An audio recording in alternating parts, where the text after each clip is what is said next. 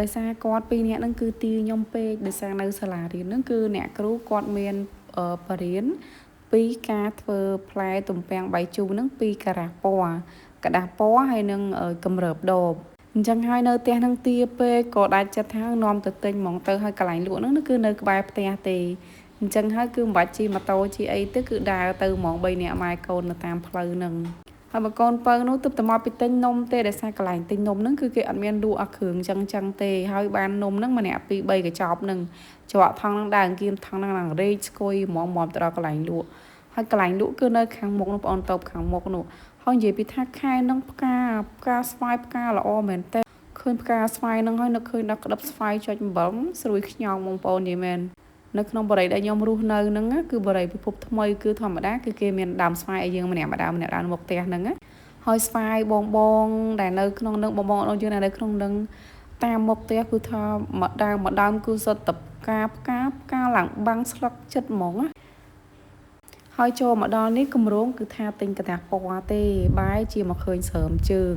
និយាយពីថាស្រើមជើងនឹងមិនដែលគ្រប់គូមិនទេទៅទិញទៅម្នាក់មួយគូម្នាក់ពីរគូចឹងមកដល់ផ្ទះវិញពាក់យូរទៅនៅសល់តែមួយហៀងមិនដឹងជាបាត់មួយចំហៀងទៀតទៅណាហើយមិនមែនតែកូនទេថាម៉ែហ្នឹងក៏វិញចឹងដែរពាក់ស្រើមជើងយូរទៅនៅសល់តែមួយចំហៀងពុកឲ្យឆ្ងល់ថាមួយចំហៀងទៀតវាទៅណាទៅនឹងទៅធ្វើមិនឲ្យបានស្រើមជើងនៅទាំងគូនេះឲ្យតែថាទៅកន្លែងអញ្ចឹងនិយាយពីថាខ្វាកធ្វើដូចម៉ាក់ហ្នឹងហាស្ថៃឌូបៃអញ្ចឹងឃើញនេះចង្អុលទិញនេះចង្អុលទិញនោះឲ្យតែថាមានរបស់គេដាក់តាំងនិយាយពីថា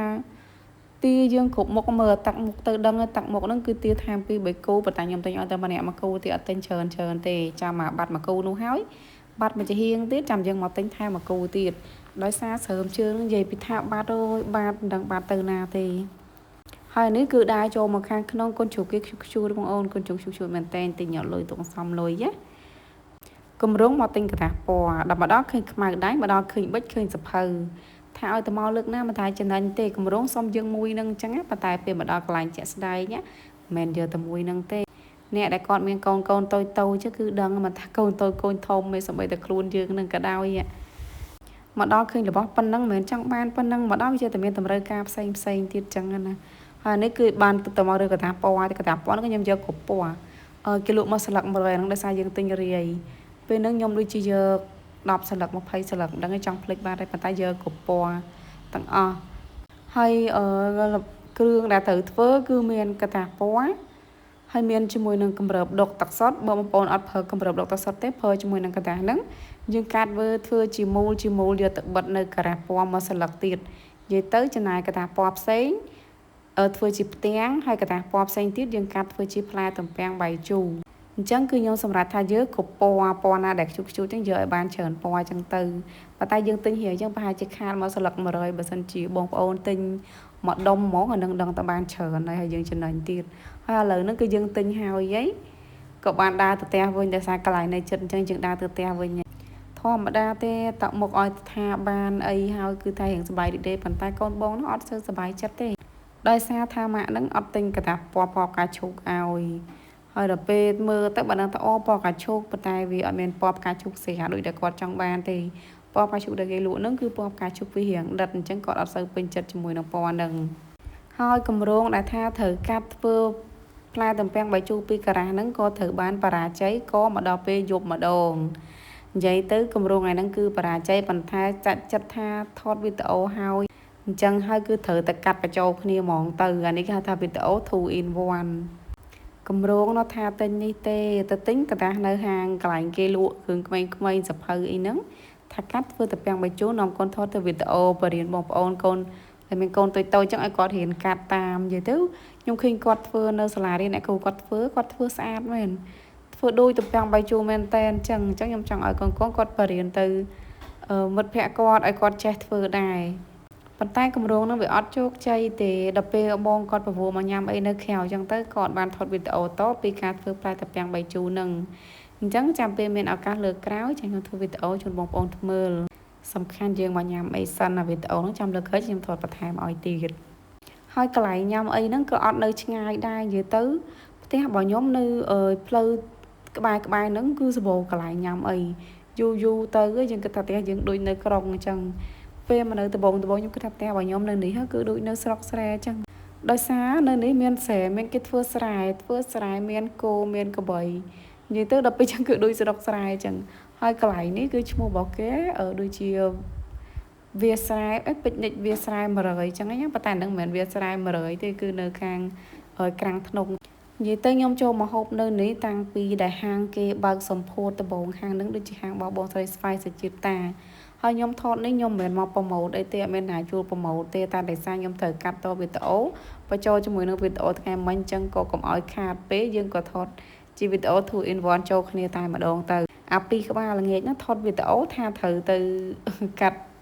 ស្លឹកធ្វើកតាពីប៉ោយពាំងបញ្ជូរដល់ពេលយប់មកកន្លែងញ៉ាំអីវិញហើយនៅកន្លែងហ្នឹងគឺទេសភាពគេស្អាត fresh ហ្មងហើយមានខ្យល់ទៀតមកទៀតបានខ្យល់អញ្ចឹងនិយាយពីថាហូបឆ្ងាញ់ហ្មងហើយនៅបើថាណាគេចង់ស្រកគីឡូមកមើលទឹកមួយខ្ញុំមួយនេះទៅគឺដឹងស្រកគីឡូ100%មកដោយសារគាត់នឹងគឺអត់ចេះដើរទេចេះតែរត់អញ្ចឹងអ្នកដែលមើលហ្នឹងគឺត្រូវតែរត់តាមដូចគ្នាបើដើរអត់តាន់ទេដោយសាររត់ចឹងរហូតហើយពួកគាត់រត់ហ្នឹងមិនមែនរត់យឺតណាមកហើយរត់មកទៅហឹងហ្មងហើយដល់ពេលយើងនៅមនុស្សក្បាលកាចាស់ហើយទៅរត់តាមហ្នឹងមិនទៅល្អមើលអីលោកហើយអ៊ីនៅនឹងអញ្ចឹងបានគេថាកូនប្រុសលពឹសជាងកូនស្រីលពឹសមែនដំបងយើងគិតថាយើងមានកូនស្រីនេះកូនពៅរបស់ខ្ញុំដើរពីត្រឹមនឹងពីបន្ទប់តាក់មកកន្លែងញ៉ាំអីខ្ញុំដើរអត់រួចទេឥឡូវលួយឈឺចុកដៃចុកជើងលោកអើយតើឲ្យម៉ាក់អ៊ីវឲ្យមែនស្រាណា7-10គីឡូដែរនឹងហើយពួកគាត់នឹងតែថាមកអង្គុយញ៉ាំអីចឹងតែថាគាត់នៅស្ងៀមនៅបើសិនជាហាងនឹងនៅកន្លែងផ្លូវធំឡានម៉ូតូទៀតគឺអត់កើតហ្មងខៅតែភ្នែកនៅកញ្ចឹងកអាមាត់ហ្នឹងហាមាត់អាភ្នែកនោះបំបែងជាគ្រប់ទិសចឹងទៅបើចង់ទេអត់បានទេលពើខ្លាំងណាស់លោកអើយជាពិសេសបើថាបាននៅជុំគ្នាអញ្ចឹងទៀតតែមិនដែរចេះនឹងល្មិចត្មងនាំតែគ្នារត់ទេហើយមកហាងហ្នឹងបើថាបើសិនជាមានក្មេងគេផ្សេងទៀតណាកូនគេអង្គុយឡើងស្ងៀមអស់តែកូនតុកខាងខ្ញុំនឹងទេគឺអត់ចេះនៅនឹងទេ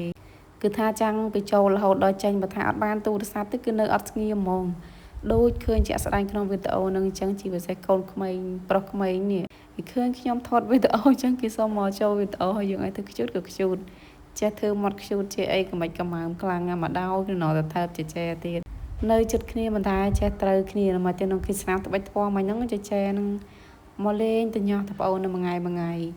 អត់ចេះត្រូវគ្នាប៉ុន្តែបាត់គ្នាអត់បានទេសួររើគ្នារហូតហើយហ៊ានតែភ្លេចខ្លួនមកផ្លែតយកទូរស័ព្ទយើងមកថតថាម៉ាក់សុំទូរស័ព្ទលេងហ្គេមក៏ឲ្យមិនតិចទៅព្រោះមើលទៅដូចហត់ខ្លាំងណាអត់មាននឹងអង្គុយតនេទេលោកអើយ3នាក់បងប្អូននោះនិយាយពីរត់លពឹសពេញនឹងបើថាបងធំរៀងស្រួលនិយាយគ្នាបើថាបងទៅទីអ្នកស្គាល់បានទៅគ្នាគឺអូនឈប់ទៅទេសភាពទៅនៅក្នុងហូបគឺទៅយកបានបងអត់អីទេតម្លៃរសជាតិអីទៅយកបាន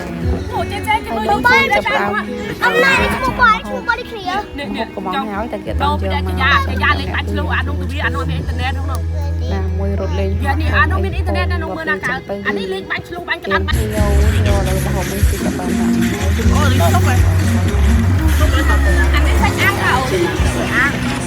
អានោះសាច់អាំងហើយក៏ឲ្យពួកគាត់ទៅមើលទូរស័ព្ទសិនបើសិនចិត្តឲ្យមើលទូរស័ព្ទនឹងទេគឺថាបានអង្គុយហូបអីទេនិយាយបកូនបើនោះនិយាយពីហៀវឃើញគេដាក់សាច់មកហូបមកហ្នឹងណាគឺថាហៀវហ្មងហើយយើងបញ្ចុកក៏អត់ព្រមទេគឺចង់ញ៉ាំខ្លួនឯងបកូនបងគាត់ធំអញ្ចឹងហើយគឺអត់ប្របាកទេចង់ទៅណាយើងញ៉ាំអីគាត់ញ៉ាំនឹងអញ្ចឹងគឺស្រួលអានេះបន្ទាប់ពីញ៉ាំឆ្អែតហើយគឺនៅលេងនឹងទៀតហើយអានេះដល់វគ្គឡើងឆាកម្ដងព្រោះពេលវីដេអូហ្នឹងគឺគេចាក់សិតតែបត់ញាក់អញ្ចឹងដល់វគ្គឡើងលើឆាហ្មងហើយពេលដែលខ្ញុំថតហ្នឹងដោយសារអត់សូវមានមនុស្សបានខ្ញុំហ៊ានថតបើសិនជាមនុស្សច្រើនខ្ញុំអត់ហ៊ានថតទេដោយសារយើងទៅហ្នឹងវាទៅរៀងក្បាលប្រលប់ដែរអញ្ចឹងគឺនៅរៀងភ្លឺព្រោះមើលទៅលើមេឃទៅមេឃគឺអត់តន់ងឹតខ្លាំងទេគឺដូចជាខ្ទង់ម៉ោង6ថាម៉ោង6ចាអញ្ចឹងស្ប៉ាហ្នឹងអត់តន់សូវមានអ្នកមកទេប្រហែលរៀងយប់បន្តិចបានចាប់ផ្ដើមមានឡានម៉ូតូគេចូលមកហោហែនិយាយទៅនឹងមានអ្នកទៅហូបច្រើនដោយសារវាជាមួយនឹងការដេកគួរហើយនៅវានៅរៀងជាយក្រុងហើយទេសភាពវាស្រឡះទៀតនេះទៅកាត់ដេកគួរគាត់ចេញមកគឺរៀងប្លែកពីគេហ្មងហើយបងដែលចូលមកទស្សនាក្នុងវីដេអូនេះកុំភ្លេចជួយ like និង subscribe ឲ្យខ្ញុំម្នាក់មួយផងហើយវីដេអូរបស់យើងក៏ជិតដល់ទីបញ្ចប់ដែរអញ្ចឹងសូមជូនពរបងប្អូនទាំងអស់គ្នាទទួលទានរស់ស៊ីមិនបានធ្វើដំណើរទៅណាផ្លូវចិត្តឆ្ងាយសូមឲ្យមានសុខសប្បាយភាពទាំងអស់គ្នាកុំភ្លេចជួយ like និង subscribe ម្នាក់មួយផងណាអរគុណច្រើនបាយបាយ